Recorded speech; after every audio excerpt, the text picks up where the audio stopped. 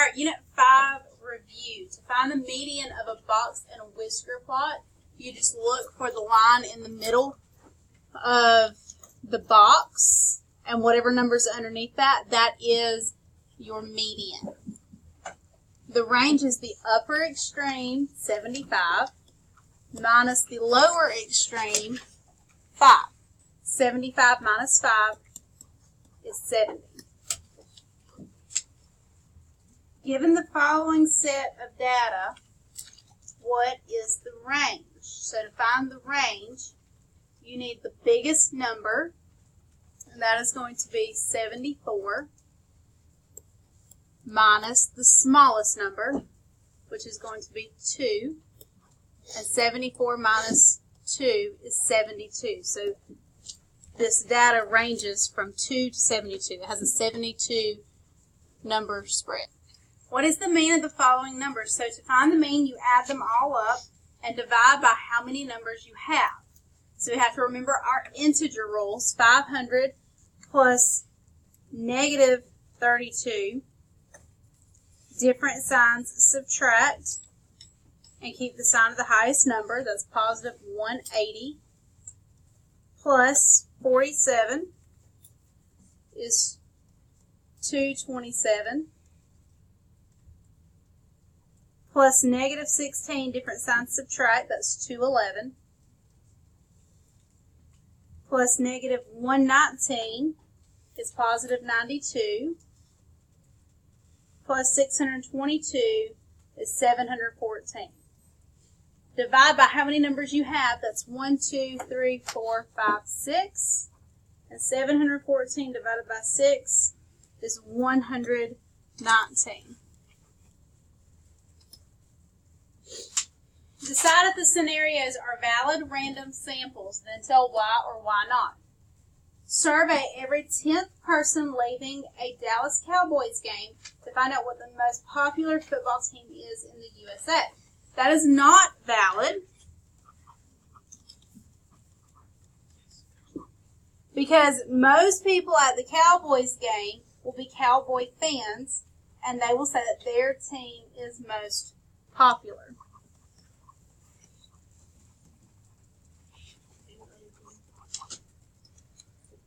Number 6, survey every 10th person at Walmart to find out which laundry detergent is most popular. That is valid because nearly everyone, no, not everyone, but there is a good bit of people that goes to Walmart, and if they ask every 10th person, you don't know what they're going to say. They might have Tide, they might pick Gain, whatever. So if you pick every 10th person, that will be a random sample, and it is valid. Use the box and whisker plots to answer questions 7 through 9. How much greater is the median cost of cleaning up after a Cyrus concert than a Gomez concert? So we're finding the median. So that is that number in the middle, that line in the middle. So for Miley, that's 450. For Selena, that is 375. And when you subtract those, that is $75. So the median for Miley is $75 more than the median for Selena. Number 8, 75% of the time, cleanup after a Selena Gomez concert costs this much or less. So remember, each whisker and each part of the box are each 25%. So 25%, 25%, 25%, and 25%. So 75% of the time, 25, 50, 75, it is $400 or less. Which singer appears to have a more predictable cleanup cost? Explain why. Alright, so remember that the box in a box and whisker plot shows 50% of your data. So 50% of Miley's cleanup cost is $350 to $500. 50% of Selena is from like 360 to 400. So Miley's cleanup cost has a broader range. It's more spread out than what Selena's is. So Selena has a more predictable cleanup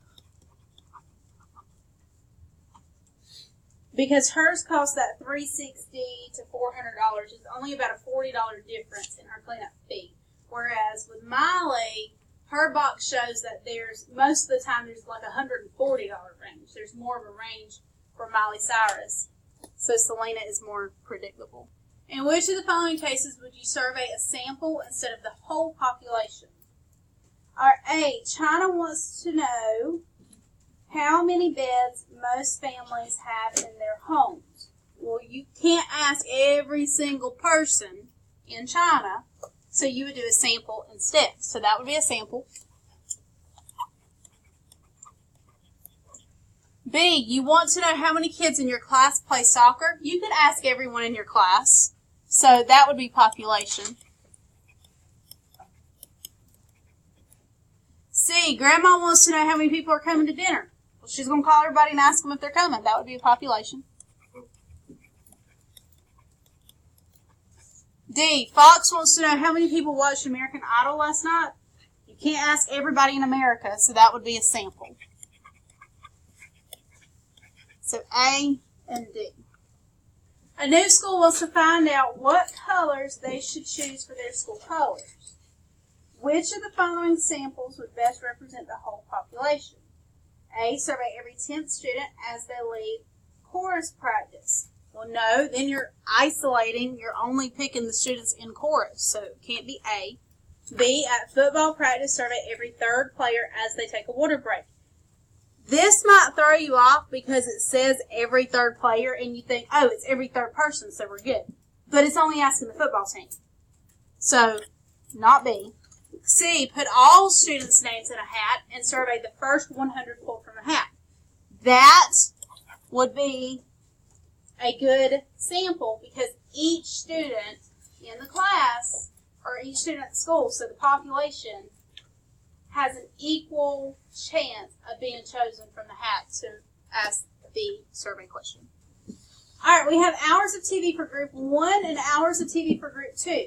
Find and compare the mean number of TV hours for group 1 and for group 2. So for group 1, we have each of these dots represents, that's 1 had 32, so you're going to do 32 plus 2, we're at 33. 33 plus 33. You have 3 35s. 35 plus 35 plus 35. You have 2 37s. 37 plus 37. And then 1 38. So that's 315 divided by 1, 2, 3, 4, 5, 6, 7, 8, 9. And that is 35.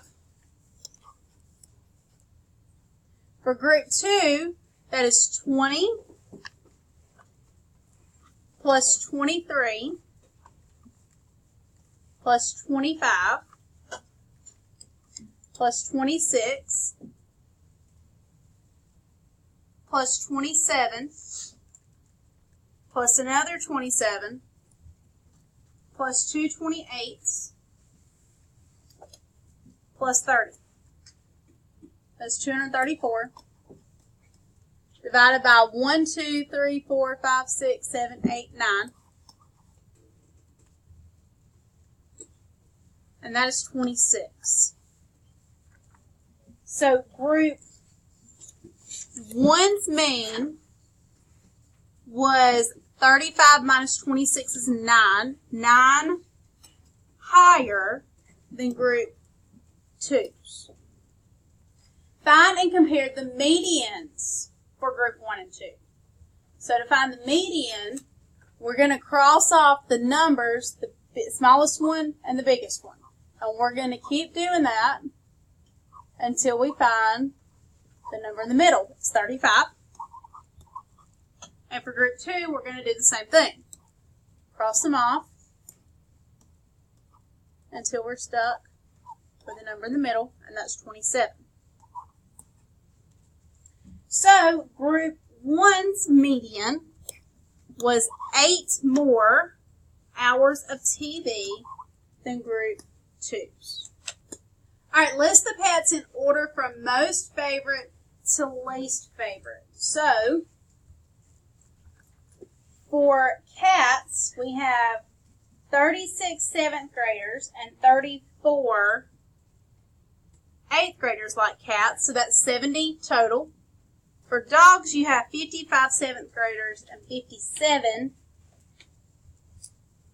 8th graders, so that's 112.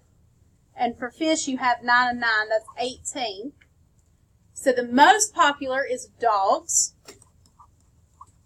then cats, then fish. Find the percent of those who chose cats.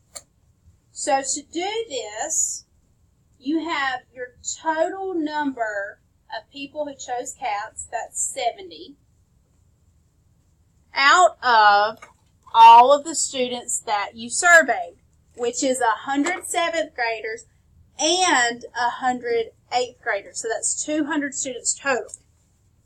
Set that equal to what percent that is out of 100. Remember, the percent equation is over of equals percent over 100. So 70 is what percent of 200? When we cross multiply, we get 200x equals 7,000. And when you divide, you get 35. So 35% of the students asked chose cats. Now we're going to do the same thing for dogs. We had 112 total out of 200. Set that equal to x over 100. 200 times x is 200x. 112 times 100 is 11,200. Divide by 200. And that is 56% of the students chose dogs. And then for fish, you have 18 out of 200 equals x out of 100. 200 times x is 200x. 18 times 100 is 1,800. And 1,800 divided by 200 is 9% of the students chose fish as their favorite pet. All right, Yummy Fruits got a shipment of 400 baskets of apples. They want to find out how many total apples were in the shipment, but they didn't have time to count all of them. So they counted the apples in some of the baskets and recorded it in the chart below. So on top we have a sample of the baskets that they have with their basket code, and then under it says how many apples were in that basket. All right, so we're going to use the random sample to draw an inference. How many apples are most likely to be in one basket? So we're going to find the mean of these numbers. So that's 23 plus 29 plus 34 plus 33 plus 22 plus 38 plus 28 plus 27 plus 36 plus 35. That is 305. And we have 1, 2, 3, 4, 5, 6, 7, 8, 9, 10 baskets. So when we divide 305 by 10, that gives us 30.5. So how many apples are likely to be in one basket? You can't have half of an apple, so we're going to round up to 31 apples. How many apples did Yummy Fruits probably get in the shipment altogether? So we have about 30.5